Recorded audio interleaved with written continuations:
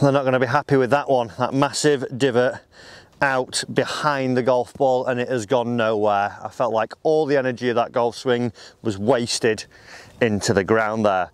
Right guys, so in this week's lesson, we're going to cover that and we're going to get rid of it. I would imagine that shot has plagued quite a lot of us. It can have spates where it dips in and out, we just randomly get one, or we might be someone who's actually, you know, really suffering catching the ball heavy quite a lot of time.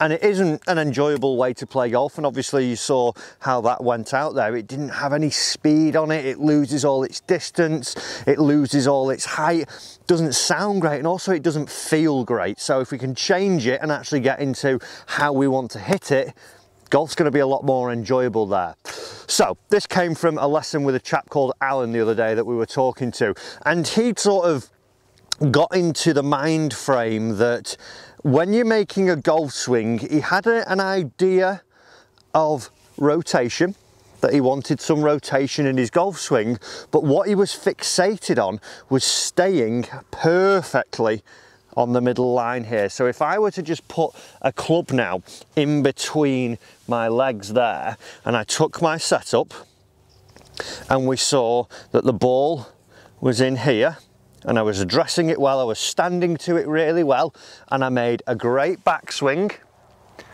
and then something happened. What we want to see in a golf swing is generally that we, in the backswing, stay pretty centered. We're talking about irons here, guys, to get a good iron strike. We want to see that we get a really good backswing and we stay centered, and then something changes. We want to actually shift our pressure and our body weight towards target and actually carry on with the rotation. So Alan had great rotation in terms of being able to turn on the spot here, but as you can see now from this position that I'm in, I've actually not left the middle of the cane. So what was starting to happen with Al, he'd hit a good shot, he'd managed to time it up pretty well, then his next one wasn't quite as good, then his next one was a bit of a disaster. Then he'd hit a couple of those, and then again he'd get a bit quicker and he managed to time it back up, and as well he was starting to actually throw the club a little bit on the way down to try and avoid actually letting this happen where he would take the big divot. All because in his mind he was trying to say to himself that if he was in a bit of a tube and a cylinder here, his golf swing could only happen in there. It couldn't go back this way and it couldn't go back that way. Now he's right in the fact that we want some rotation and not actually moving off the club here, but what we need to see is that as we actually come in to hit it, we get away from the club, we get forwards towards our target and move up into a fully extended finish. And the way we solved this problem for Alan, I think in a past lesson with someone, he'd almost been told about swaying and sliding, and I think that's where the conception of not moving in. So with his lead hip, as soon as I mentioned hip needed to move forwards, it was like no, bad word, no, can't do that, and the idea was totally gone. When we changed it to the belt buckle, when I said I want your belt buckle in the downswing to just move forwards about 2 or 3 inches for me, and then I want you to turn it to the target for me, something clicked. He thought, well, my belt buckle, yeah, well, I'm doing that already. But it was just this added bit of actually, if we imagine now, here's my belt buckle, 2-3 inches to the target side and then turn, looks a lot different from turn back and actually move the pressure back behind us. So we get something where a lot of our shots were all hit off the back foot because he was reluctant to let this belt buckle or his lead hip go any closer towards the target, so everything did this motion. So we'd want to see that we get 2 or 3 inches towards the target and then turn.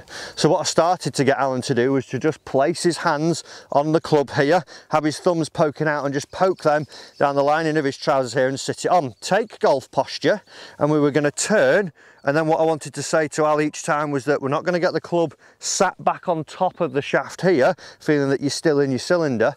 We're going to turn and get it over the lead foot now. So we were always thinking of here, 2 inches with the belt buckle, 2 or 3 inches, then turn.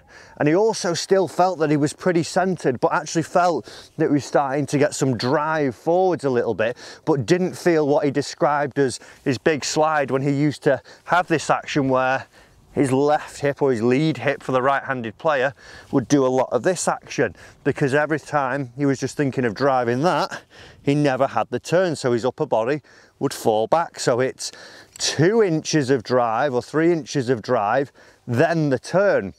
Or as I put it to him, we're going 10% bump, 90% turn. That started to really sit quite comfortably with him. And what we started to find, even without a golf ball, and we were making some practice swings where I wanted Al to imagine where the sole of the club now had a load of paint on it, almost like a paint roller.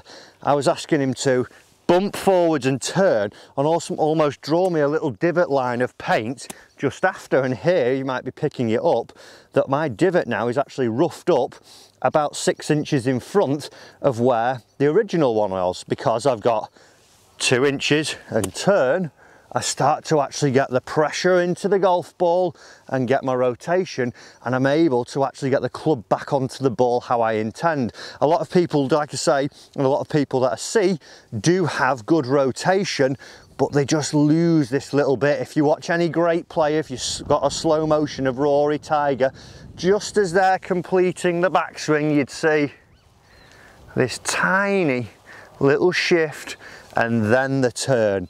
So let's give this a final go to finish this tip off. I'm just going to get a little bit of a bruise on the turf here. I'm not going to make a massive gouge out of the tee. I'm sure they'll be happy for that to happen once I get this one. So up to the top, 2 inches and turn. Let's get it ripped. Here we go, Matt. So good swing.